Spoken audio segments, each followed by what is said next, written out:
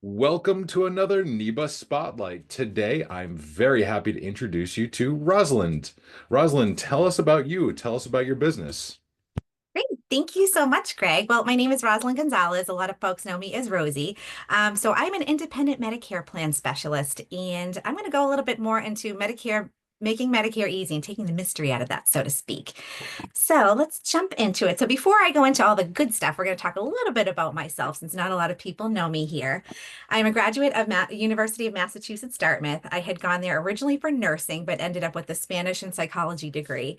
And during that time, as we were looking to graduate, they had a nice little job fair. And Blue Cross Blue Shield, which is a health insurance company, was one of those vendors there.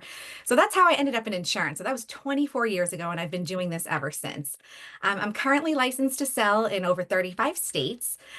My mom is from South America, so I was brought up speaking Spanish, which has been a huge help in growing my business. I just think that the Spanish population tends to be overlooked a lot, especially when it comes to benefits, so it is nice to be able to speak the language, have them answer questions, and be able to really just put it in a way that folks are going to be able to understand. So I really do enjoy that. And a little fun fact about myself is that my husband and I became little puppy parents on Valentine's Day of this year. So this is our little pup Boo. So this is her little face. We call that her resting Boo face because she's kind of got a little attitude there, but she's awesome. She's a year old. She came from Tennessee. So she has been so much fun. So that's about me. So let's dive into Medicare and why education matters. I'm a big believer in really understanding what your benefits look like. So that way you just have a better feeling of how things go. So just a couple things on why it's so important to be educated on this kind of stuff. So first of all, Medicare is super confusing. We've seen a ton of information out there, which could lead to a lot of scams and misinformation. The Medicare population can be very vulnerable. So you want to make sure that they're getting the correct information and they're not just getting it from all over the place.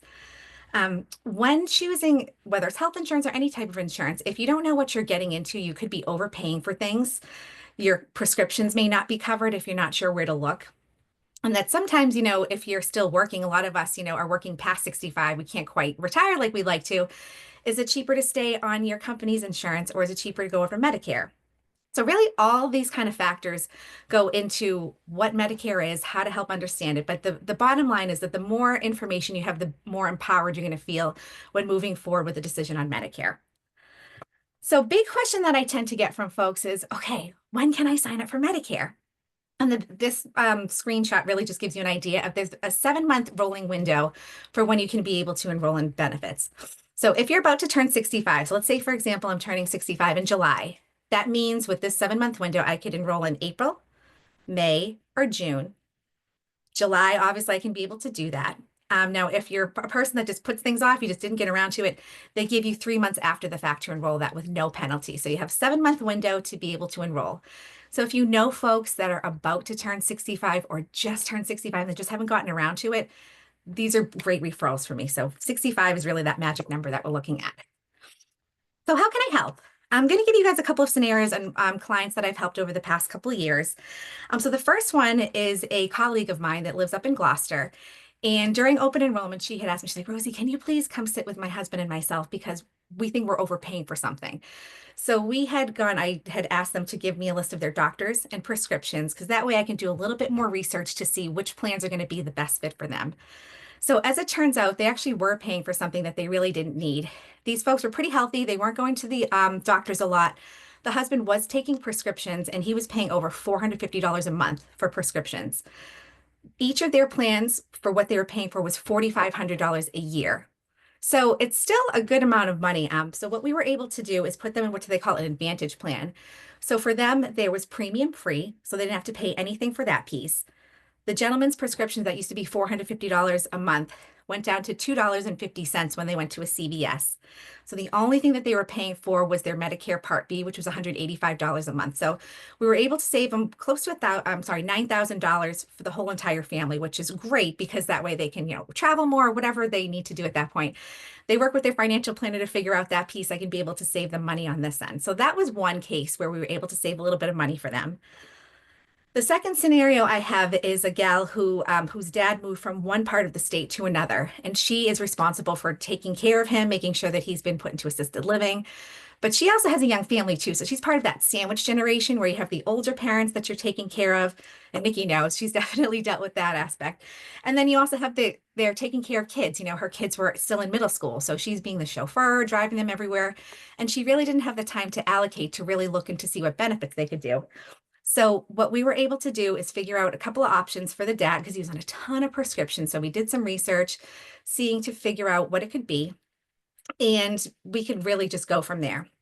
So we put him in some plans. She just felt so confident at the end. We were able to meet in person at Dunkin' Donuts.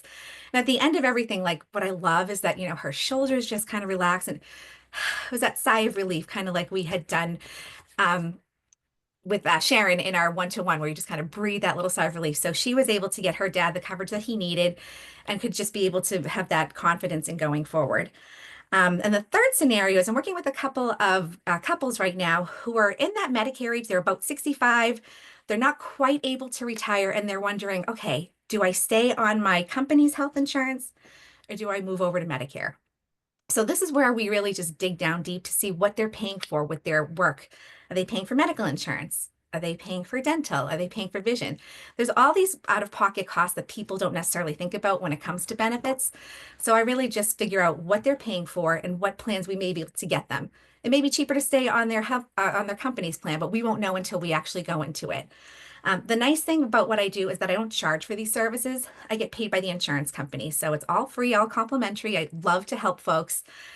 So those are just, a couple of different scenarios on how we've been able to help navigate the Medicare landscape for folks. So good referrals for me are going to be, as we talked about, folks that are turning 65 or they're about to retire.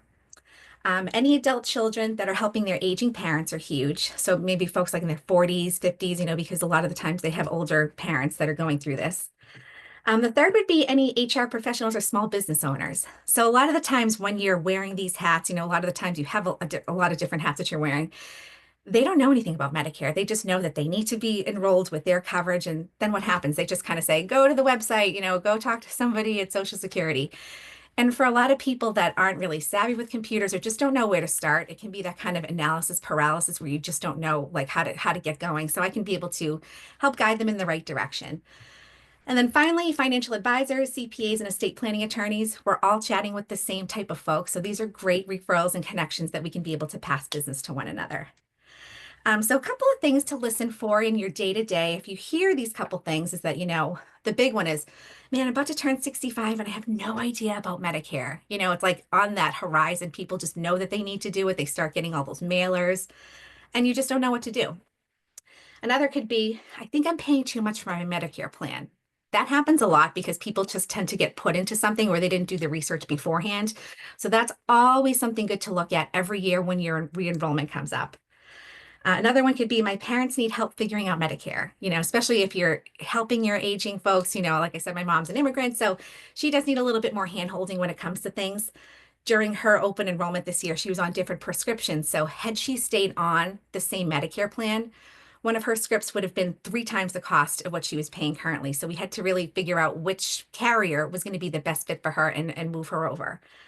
And then the last one, like we talked about before, is that I'm retiring soon and I need to switch from my employer coverage to Medicare. Again, love to help with this kind of stuff. There could be a few moving pieces where if the person that's about to retire, maybe they're covering a spouse that's younger, maybe they still have children on there. So a lot of different factors to consider when you're thinking about Medicare.